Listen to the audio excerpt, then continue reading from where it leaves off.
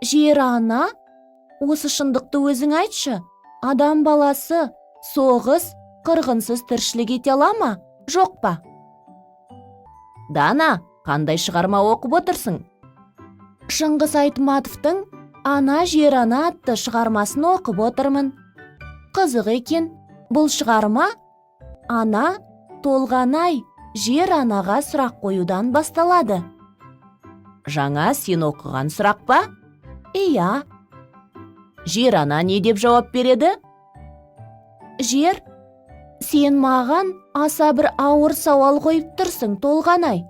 Соғыс деген апат кейде тайпа елдерден, тұтас халықтардан із қалдырмай кеткені де бар деп жауап береді.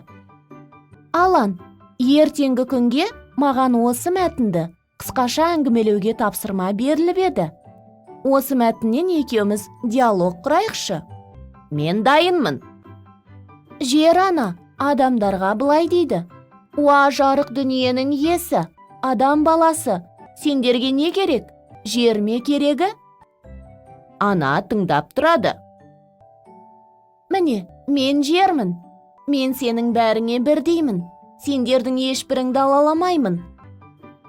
Жер ана, біз сені қорғаймыз, құрметтейміз. «Маған керегі сендердің достық, ынтымақтарың, сендердің ырыс береке еңбектерің». Адамзаттың міндеті жер ананы таза ұстап, өсіп келе жатқан ұрпаққа қалдыру. «Бір дән тастасаң бауырыма, 1000 дән етіп өзіңе қайтарамын. Шыбық қадай салшы, шынар өсіріп берем. Миуалы ағаш екші, жемісіммен майыстырам. Мал бағасың ба, шөбіммен асыраймын.